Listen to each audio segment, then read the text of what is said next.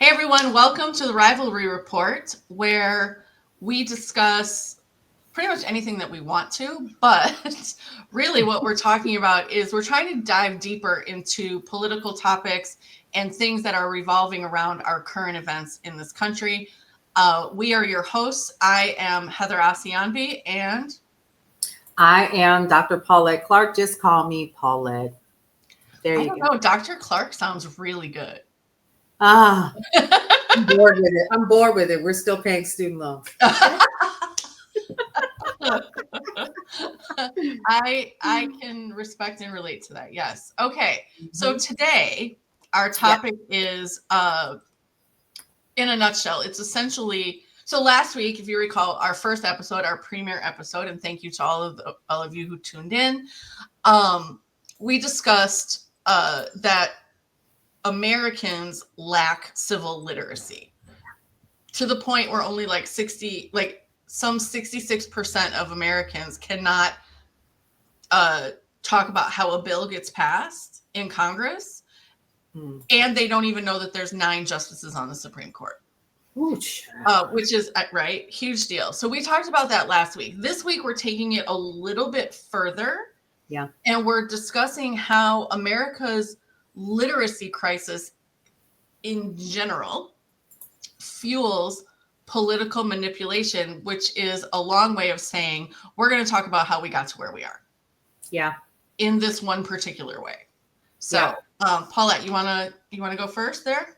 Yeah, let me go ahead and first start by saying I wanted to, Heather, make sure that we go here first because I think this Mhm. is super important. First of all, my MBA is in advertising and marketing.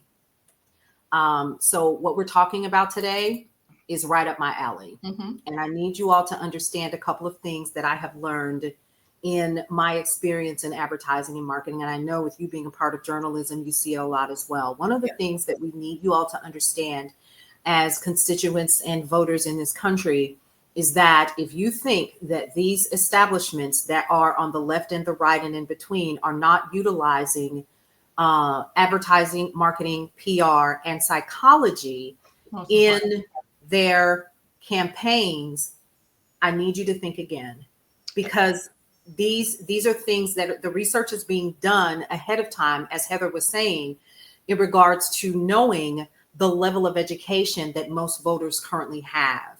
And they know that American voters literally comprehend, listen very closely, on a sixth grade level. It's actually below that now. Oh, for God's sakes. Just saying. Oh no. It is. What's the level now? Third? So, well, I'll tell you. 54% read below a 6th grade reading level, and nearly a quarter of American adults are considered functionally illiterate. So there lies that issue. Mhm. So in knowing that, when they begin the campaigns, the one thing that they're focusing on, and guys, again, listen to what I just told you. You're talking to someone who does this for a living, advertising and marketing. And we do start with the psychology of how things make you what? Feel. Feel. Mhm. We don't care if it's a lie. Let's just put it out there. We don't care if it's a lie. Mhm. How does it make you feel? Yeah. And we like to play on that, right? Yep. Now, I have integrity. Everybody does not. So I just kind of wanted to put that, I wanted to make sure that we put that out there first before we get started because you need to understand. Can I say it, Heather? You Yeah. being played. You're being played, folks. Oh my God. I don't. So, okay. Let's stick to the script just a little because you and I can go. Yes, we can. We can go. All right. Um, so what Paulette's talking about is political messaging targets emotions, not intellect. Right? Correct. It's not targeting how smart you are or how much you know or don't know. It's actually Mhm. it's not it actually is counting on how much you don't know so Correct. that it can use emotion, fear, anger, nostalgia, resentment. Yes. Yes. Those 4 in particular can be used in coded language, such as, the people, elite East Coast liberals, right? We hear that a lot. Or Yes. Urban environments, inner city crime. All of Yes. those terms and phrases have connotations of being bad. And when you talk about certain things like urban landscapes or inner city crime, that in particular Yes. is a racial dog whistle Bingo. for Black and brown people, right? Correct. And unfortunately, the way the human brain is wired, evolutionary.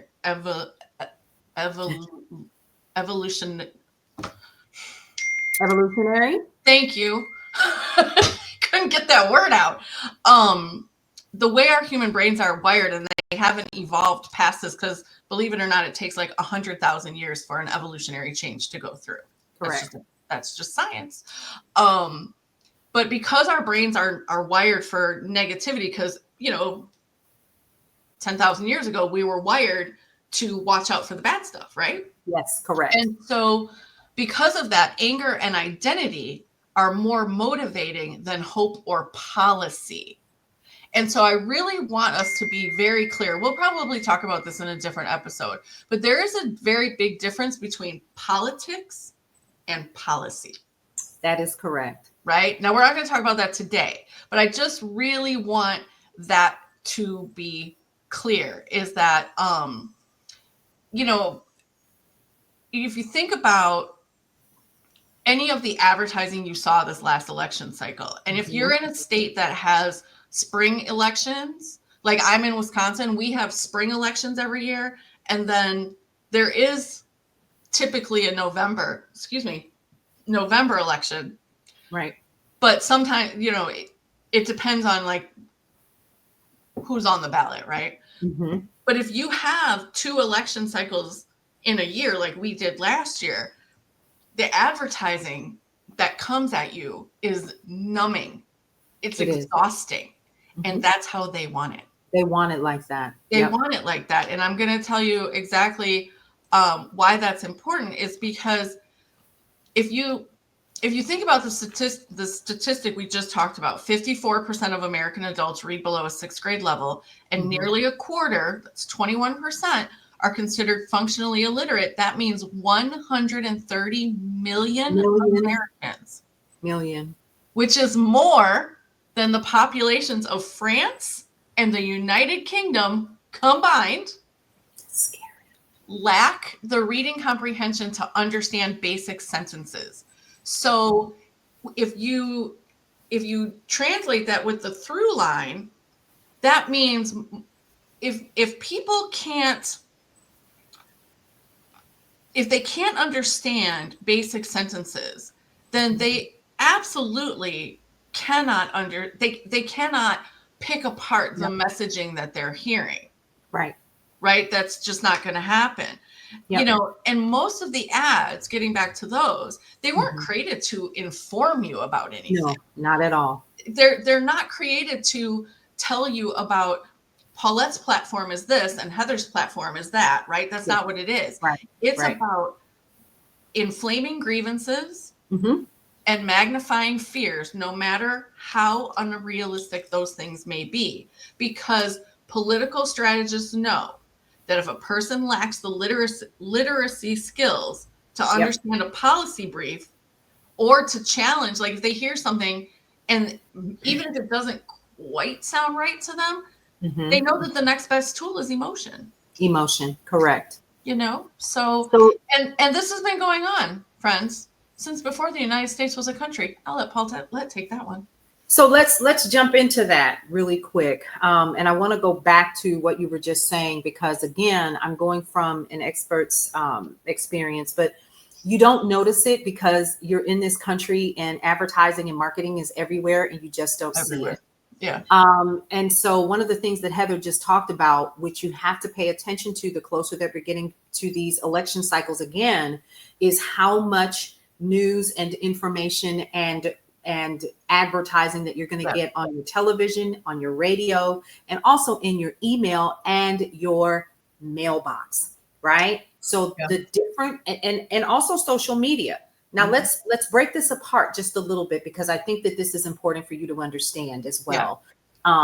Number one, when we are talking about these elections and you're hearing about the amount of money that these folks have, it is important for you to know that these funds are supposed to be allocated towards their advertising dollars, either for or against, for themselves or against their opponent.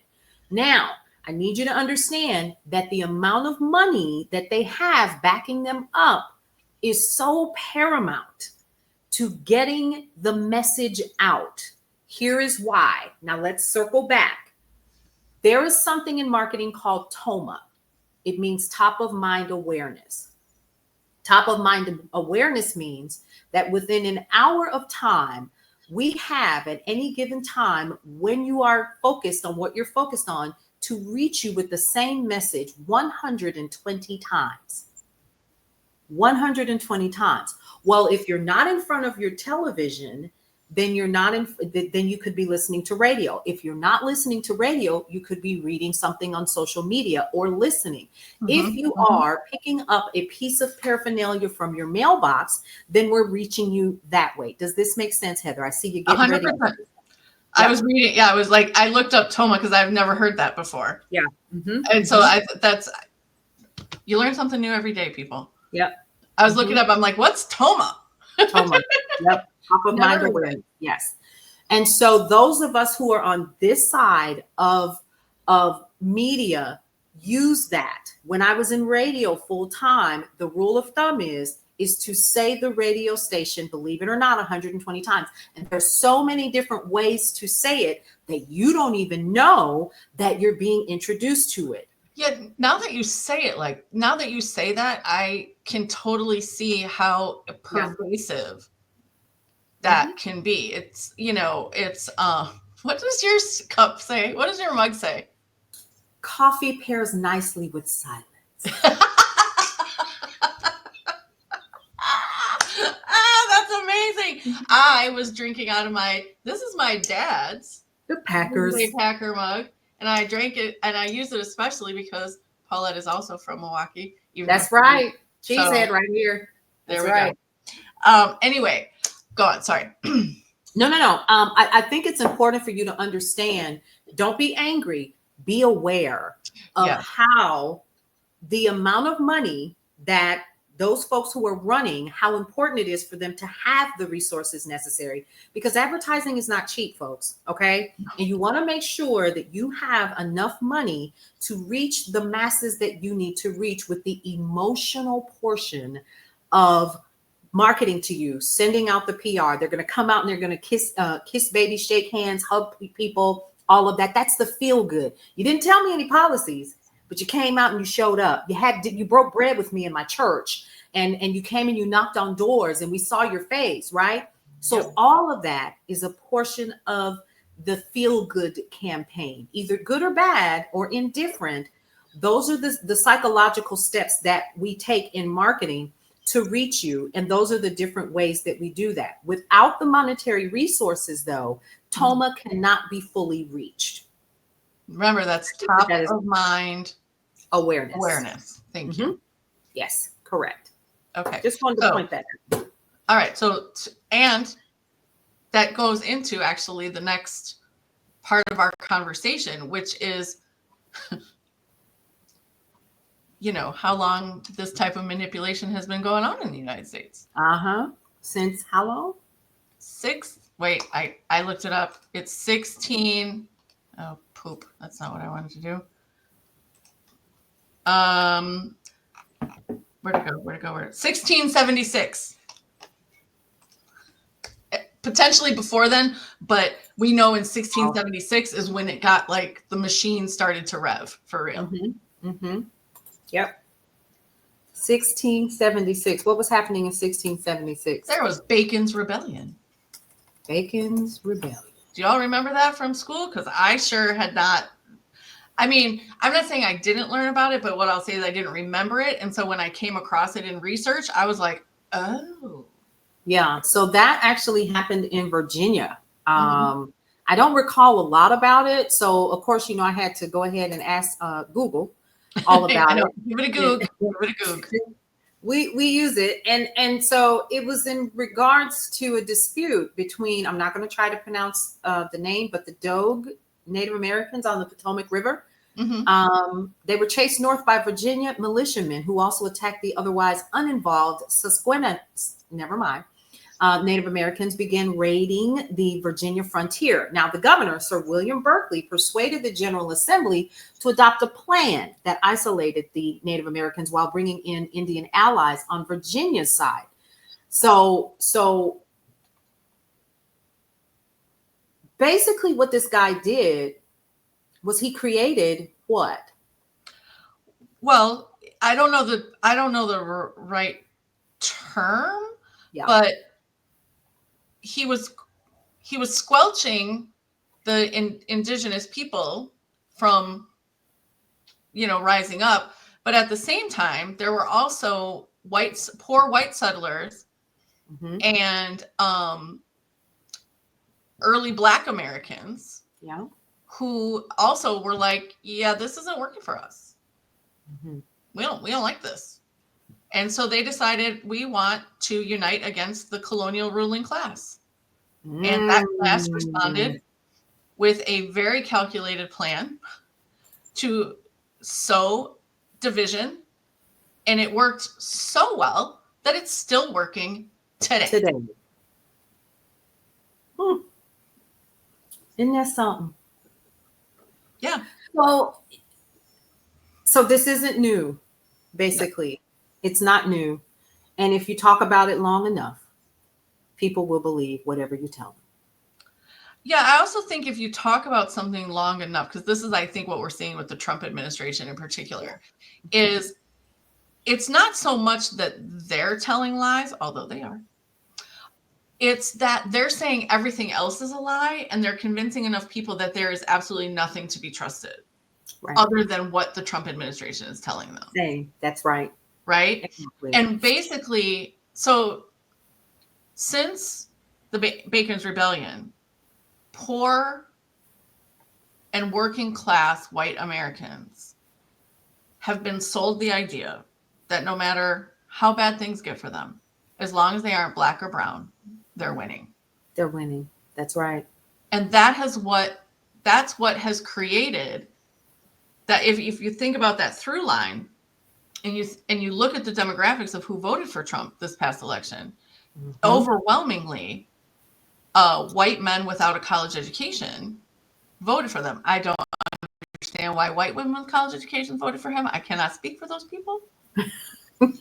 I don't claim them, but well, I don't. But that is what it is. As long as, and they're willing. What's so insidious about this is that it's one thing to be like, well, as long as I'm not Black or brown, I'm cool, right? Yeah. But Yeah. they've taken it miles further into, well, as long as they don't get it, services, Yeah. education, training, whatever, as long as they don't get it, I'm good not having it too. I'm good not having it too. And I think play with me in my brain for a little while. All right, let's do that. I love that space. This, whenever I think about the current administration and their campaign to get into the White House for both campaigns, one thing that you will notice is that, first of all, the persona that was created, that we know as Donald Trump, was actually created by the team that created the Apprentice. They actually went on live news and talked about it and talked about how dangerous this was, but you waited too late to say something. And they created the persona of who we know. Yeah. So they created this. Yeah. What fresh hell is this? Oh, you didn't know about that? Well, ma'am. Oh, I watched it with all ears, eyeballs, and my glasses. Oh Yes. God. Okay. So there's actually, so the persona that you saw on The Apprentice of you're fired and the coming in and the doing and the da da da da da, Yeah. they knew that he had already filed bankruptcy X amount of times. They knew of all of the atrocities that he had committed when it came to real estate and how he hadn't paid people and so forth. And we're talking about business only, right? So people knew that. They probably What they knew about wanted, Epstein too back then. well, yeah, they knew. But when I'm talking about this interview, this guy comes on and I forget his name, but and I'll have to find it so that I can back this up. But he said that they created the persona that you know as Donald Trump as this strong, savvy, smart businessman when he was none of those things. He literally said that. And so when the show went live, people got the idea every week when they tuned in that he was this amazing guy, right? And so they never talked about the things that he had done, to other folks in business. I am ashamed that we used to tune into that regularly. I never saw it. We used to watch it just because I always wanted to see like what celebrities were on. Yeah. But I never thought that like it was doing anything like real, right? I never thought about that. But I just like the drop, like seeing which celebrities were on. And then of course we'd have these spirited discussions about like, was that person fired? Should that, right, in our house. But I am ashamed that I used to watch it, but you know better, you do better, right? Right. And that's all you can do. But knowing what we know now, the persona that people got used to seeing was this strong, savvy businessman from watching him on The Apprentice. Now, fast forward to where we currently are. Remember, he was also on the WWE.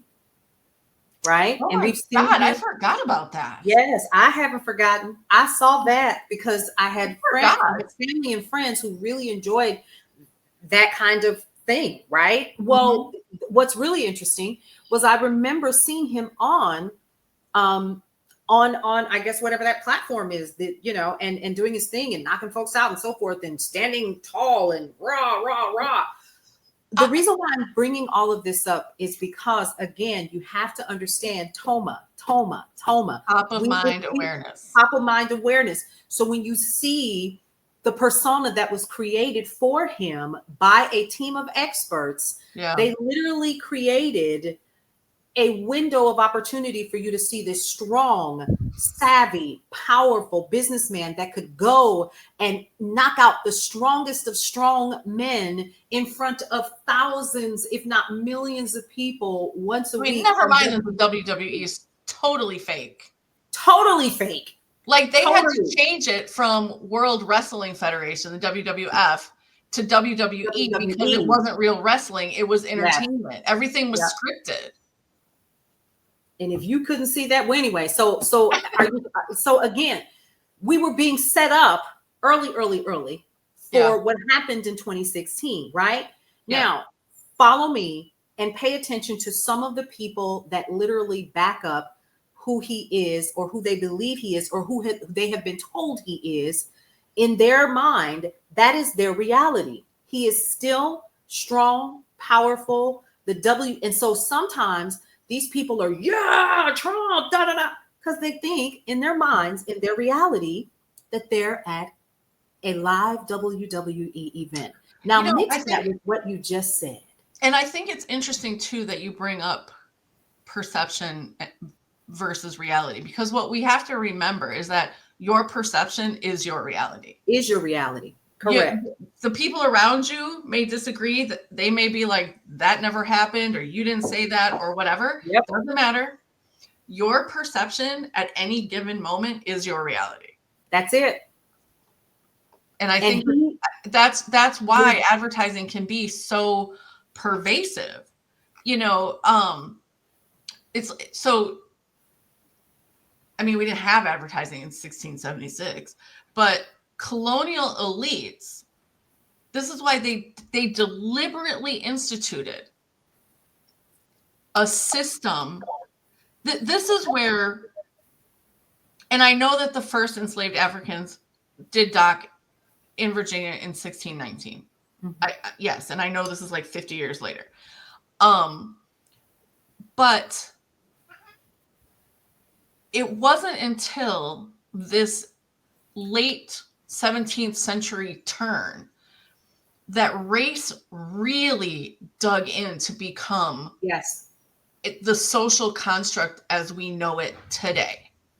And they did that by implementing a system of privileges assigned to people they defined as white. And that typically was only people from England. Mm-hmm. It wasn't Italians. It wasn't the Irish. It wasn't right. the Dutch or the Spanish. I mean, I think the Portuguese actually might have been the first ones to implement like the whole race thing. Mm-hmm. But American colonial elites are the ones that like really put that caste system in place. Mm-hmm. Mm-hmm. And it's continuing because it's identity-based loyalty. Yeah. And because of that, that's how support happens for authoritarian figures or authoritarian regimes fronted by strongmen like Paulette was just talking about, such as Trump. Yeah. And so again, even though if you have and again, it goes back to what we were talking about earlier. If you have enough monetary resources, you can create anything that you want for other people to believe. And like you said, if I tell it to you long enough, I'm gonna tell you something my professor said in one of my first freshman classes, not freshman, but my first graduate class. He said, Johnny Q. Public is stupid. If you tell them something long enough, they will believe it, which goes back to exactly what you just said. It becomes their reality, even when the policies say that it is not. Even when you say that this Medicaid issue is already starting to happen and they're putting people out of hospitals and leaving them on the side of the road here in Atlanta. When you say that daycare centers are already starting to close and are being impacted, especially in those red states that voted enormously for him, it goes back to exactly what you said. Yes. Oh, I'm tapping because I'm. What does the tapping mean? Right. Yeah, when I get agitated, I have to fidget, right? So like this, and I have I know this is not germane to this discussion, but I have these little color things. They're actually things to put like because I hate cords and wires, so I have to bundle them together. But these are my fidget toys right now. That's okay. I got stickers. So I mean, yeah, I know you have your planner and your stickers, which is amazing. But okay, so that's definitely one thing. But let's talk about how that turned into psychological warfare and modern tactics that use algorithms, that sort of thing. Okay. So you start on that because I'm pulling up my information. I think it helps to bring up what was going on in 2016 with Cambridge Analytica and Facebook, right? Okay. So as we know, algorithms, they reward engagement.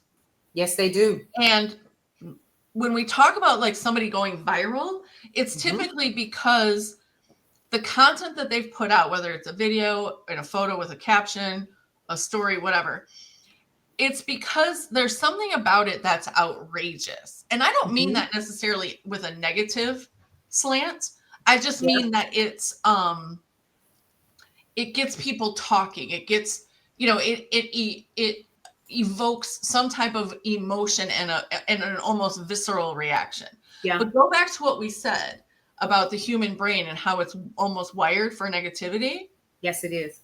So we will respond to content that is inflammatory much faster than we will respond to content that's hopeful. That is correct. Right? And so if you think about that, so Cambridge Analytica is kind of on a macro level because they infiltrated Facebook during the election cycle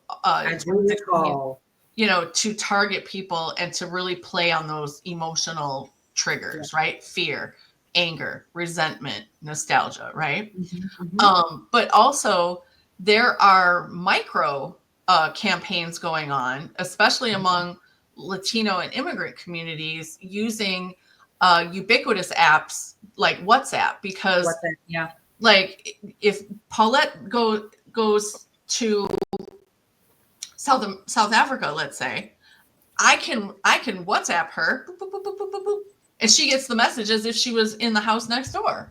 Right. Right. And Right. so they're using these micro campaigns to get to people where they gather the most. And immigrant and Latino communities are especially vulnerable on WhatsApp, because when you think about, migrants who come to this country to harvest our crops, to help us harvest our crops, to fill our grocery stores, and to export goods to other countries, they need to communicate with their families back home. Yes, they do. And so they can use these apps to do these targeted micro campaigns where they send a text and it's got coded language. Correct. Things like that, and then that starts something all together. Yeah.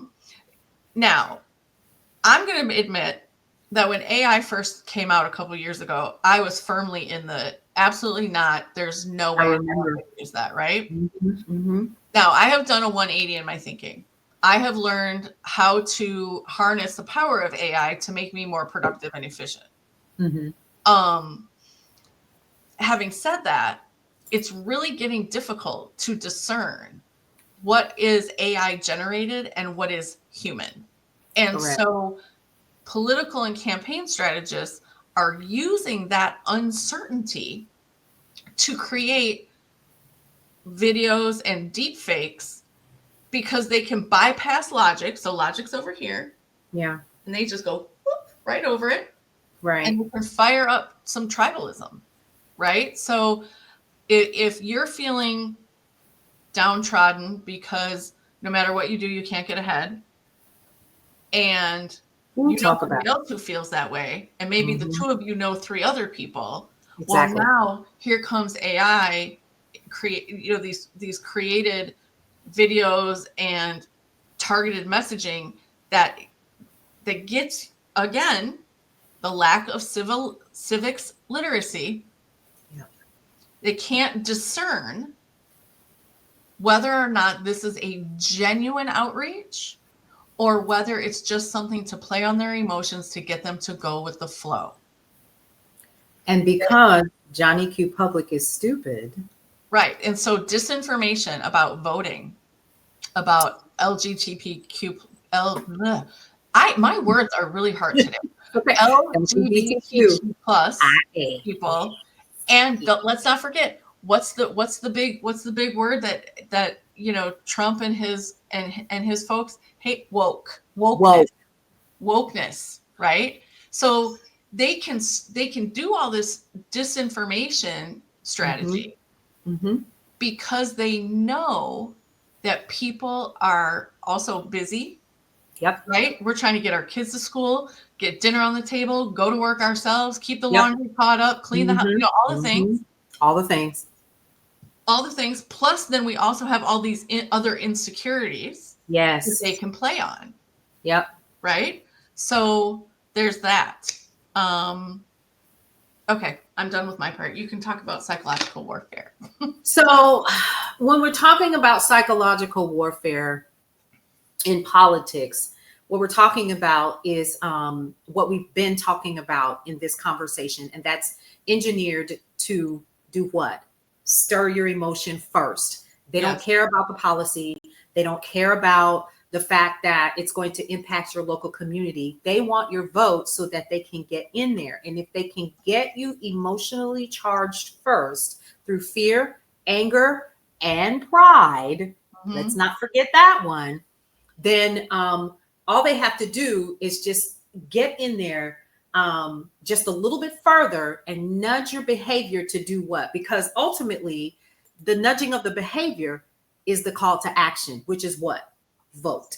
Vote or don't. Or not. Yep. Or stay home. And so that fear actually appeals, and it's actually real potent. And see, that's a problem, because we're basically telling people this is, you're feeling this way because so and so took your job, and they're really not qualified. Right. And wait a minute, we've got people men in dresses reading storybooks to our kids, and that's dangerous. And they've got you in your feelings when they never even talked about the policies that are going to impact your communities and impact it you. does remind me, and I don't know who Jon Stewart was talking to. The clip is all over the internet. You can find it. Okay. But he had an interview with somebody who was vehemently against drag queen story hours in schools, right? Yeah. And Jon Stewart asked him, he's like, so you think this is like the number one danger? And the guy was like, well, it's pretty important. He's like, well, if you're really against the number one danger to school children, I remember that. Yeah. You'd be against guns. Guns. Because guns are the number one killer of American children. He had nothing to say. I remember He had nothing to say about that. It silenced him. The person that Jon Stewart was talking about. Yeah. And I cackled at that, because I thought, yeah, bro. See, and we have facts. Like, oh, now you have nothing to say. Now you have nothing to say. So when we're talking about psychological warfare, there's several different tactics. The first one is don't vote, and they dress it up as activism, right? Yes. So the first thing that they do is they say something like, both parties are the same. Make a statement. Sit this one out. You know what I mean? So in 2016, Russian IRA troll accounts built fake activist brands targeting African Americans called Blacktivist or woke_blacks. Remember those, pushing boycotts and apathy? Remember that? Yeah. So I thought, now wait a damn minute. I remember that, Yeah. So it wasn't organic. It was strategic suppression through cynicism. And like you were saying earlier, Heather, and I know we got to wrap it up, but like you were saying earlier, the algorithm rewards you with more of what you've seen, which goes back to what? Toma. Yep. Yeah, it's why when I am diving down the deep dark hole of TikTok, which I may or may not do often. Yeah. You really have to be careful how much time you spend on a video that comes on your For You page, because if you spend more than like 5 seconds or something like that, then the algorithm is going to start feeding you more of those ads, more of those videos, even if that's not what you want to see. Exactly. And it's actually 3. Oh, damn. Really? Yeah. 3 seconds. Yeah. Okay. So you have to be careful. You got to scroll if you know that that's not what you want to see. Now, I'm not saying remain blind to what's happening, right? What I'm saying is we have to hang on just a second. Bear with me just a moment. You're good.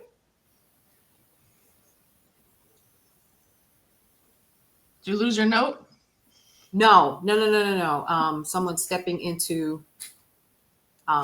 Listen, Paulette runs a whole media company, right? In addition to doing this conversation with me once a week, she runs a whole media company. So occasionally life can get to lifing, both in business and personal. So that's what's happening right now.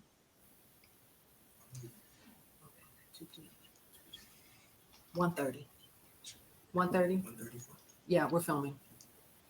It's an hour and a half. I'm so sorry, folks. You're okay. Okay. All right. So I don't know if we can cut that out. All right. We're not going to cut it out because it's like live television. It's live. Yes. So yeah. All right. So really quick, and I apologize for that, but yes, you are correct. I run an entire media company, and we're filming today. So I was letting my editor know, one of my producers know, hey, we're filming at 2:00. You need to be ready by 1:30. All right. So where were we? I'm sorry, guys. We're talking about psychological warfare, and you were discussing how the blacktivism and things like that. Yeah. So when you think about that, and so now we have social media where all you have to do is give it 3 seconds, and then the algorithm begins to respond. So you're being rewarded with more of what you saw for 3 seconds. Now, remember, we're talking top of mind awareness, and you got 120 times in an hour in which to impact me. Now, everybody's doing this now. Okay. And you're seeing more and more and more and more things that you saw 3 seconds of, and then you're hooked, right? Mm-hmm. So what we're talking about is also the psychological warfare that is happening using fake bots that are set up by Grok and by Truth Social and so forth, right?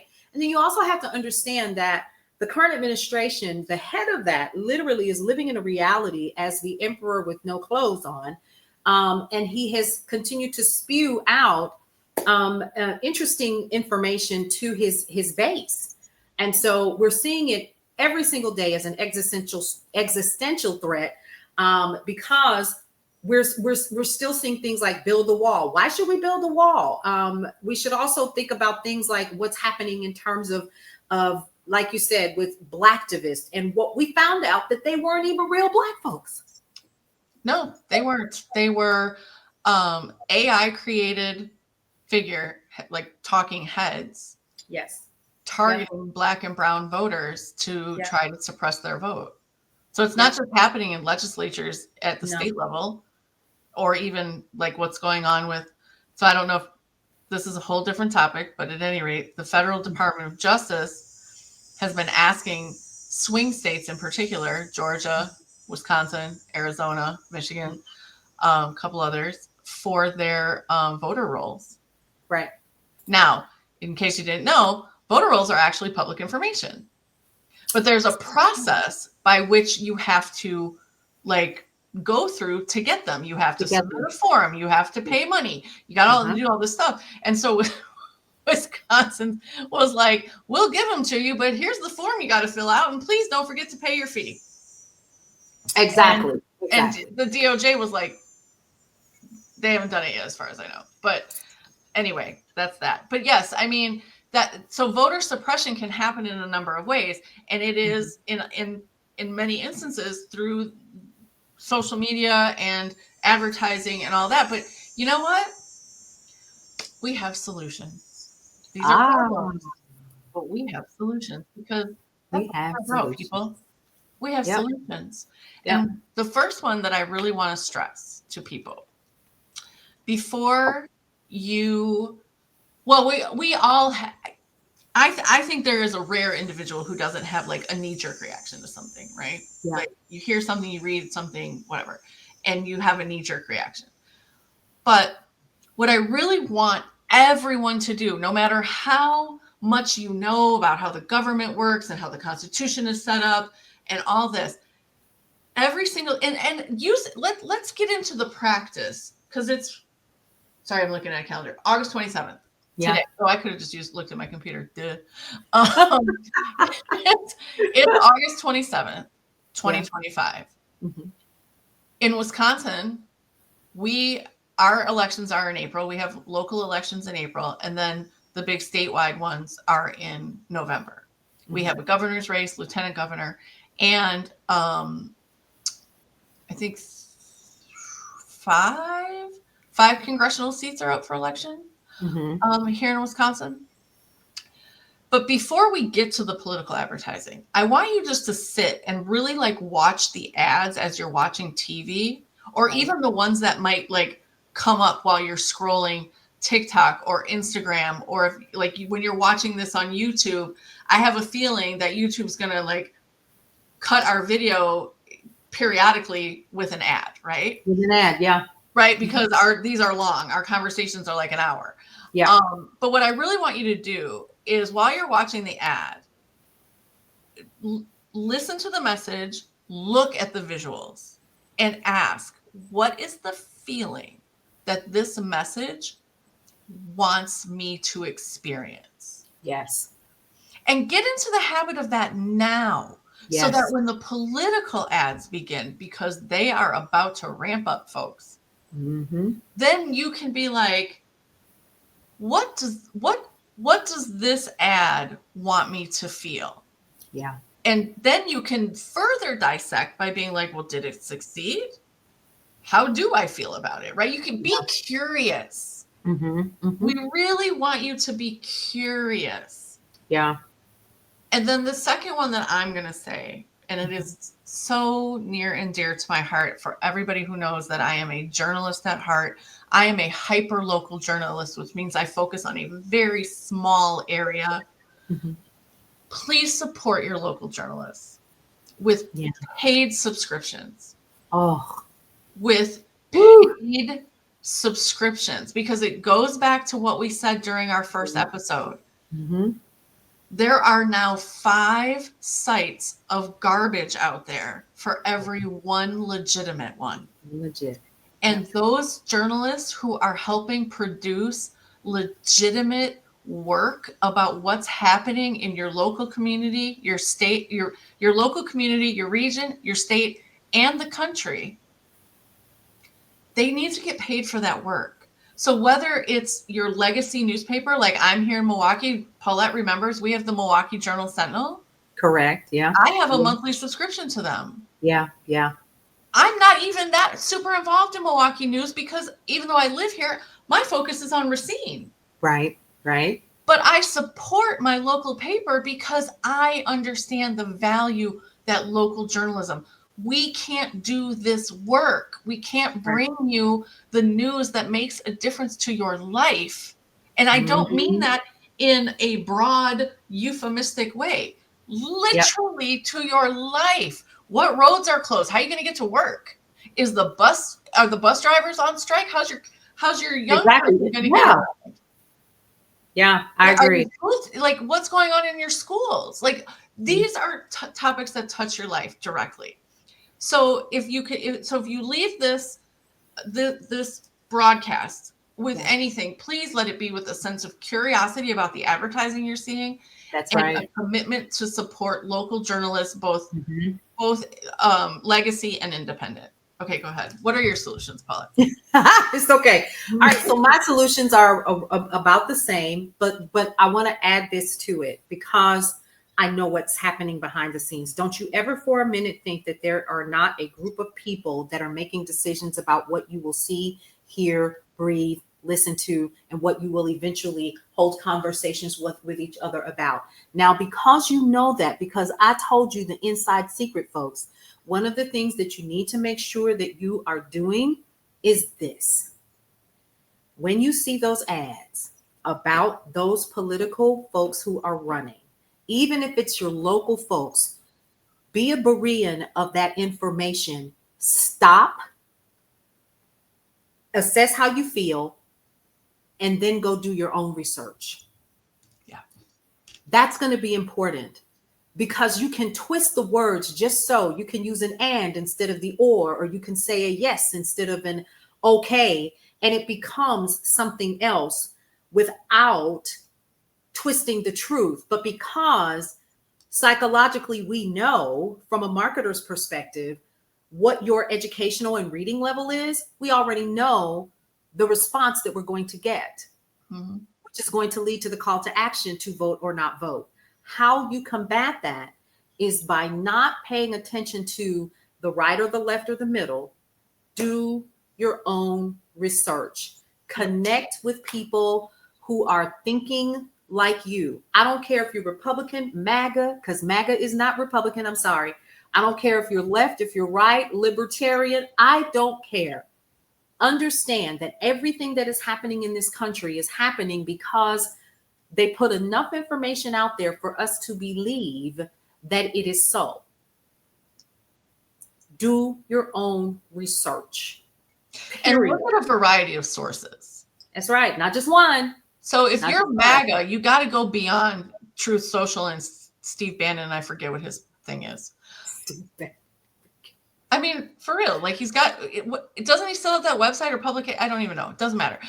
Yeah. But if you're MAGA and you really are like, let's go Trump, please look at other sources and understand that what you find may challenge what you think and what you believe. Exactly. Likewise, if you were your team progressive, I encourage you to do the same. You have to look at a variety of sources. You have to be willing to read what the opposition, what the other side is saying, so that you can then Correct. sift and, put it together so that you can figure out, like, where do you really stand on something? Exactly. Like we live in an age of too much information for people to be this ill-informed. Yeah. It's true. You're right. But I think it comes down to that algorithm that you talked about. I don't think you're wrong. And I think people are inherently lazy about looking it up too. That is and why. Here's another thing. Oh my God. Shockingly enough, but candidates have websites. Well, there you go. And guess what they also do on those websites? Mm-hmm. They put up their policies and what they think and what they do. Policies and issues. They write policy papers. They do all these things. Mm-hmm. Yep, they do. And you can look that up yourself. You can. You can look up. Right now we have 1 Democrat and 2 Republicans running for governor because our governor is not going to run again next year. Right. I read that. Yeah. Yeah. So shockingly enough, you can go to all 3 of their websites, all 3 candidates who have declared. It's going to get bigger, I'm sure. But you can look and see what they believe, how they would vote, not vote because governors don't have votes, but you know what I mean? Like, what legislation might they support? Yeah. What do they think about education and agriculture and manufacturing and, all these things that are central to Wisconsin economy, right? You can look at those. It doesn't matter what state you're in. Every candidate does a website. Yep, they do. And not just that, I can't agree with you more about, digging deeper, right? Because sometimes they just put on the surface what it is. And then also find out, here's something else that you need to know as well.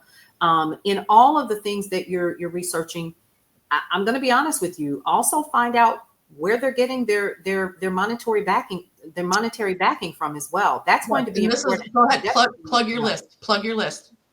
Say the list. What are you working on? Which one? The APAC, the Super PAC? Yes.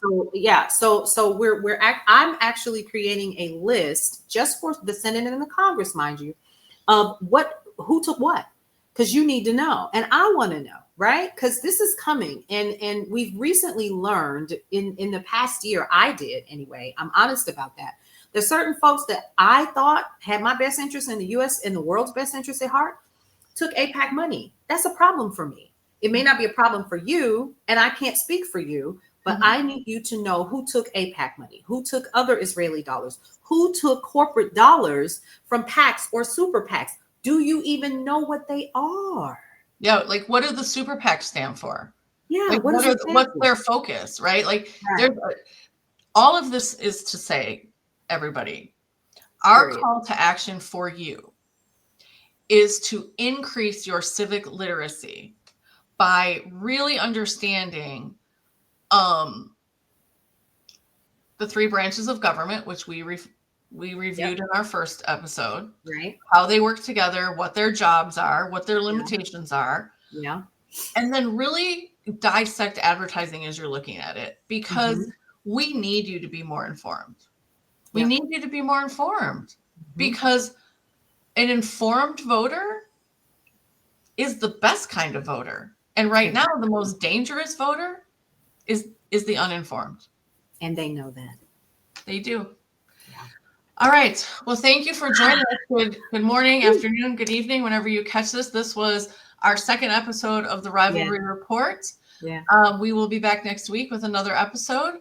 And thank you for joining us. We appreciate it. And please let us know in the comments, like what is it that concerns you most about advertising and politics and that sort of thing, and how do you weed your way through it all? That's right. And let's start that conversation. Yeah, for sure. Let's have that conversation, but let us know in the comments and we'll participate for sure. But thank you, everyone. We appreciate you being here, and we will see you next week. All right, you guys, this has been the Rivalry Report. We'll see you around.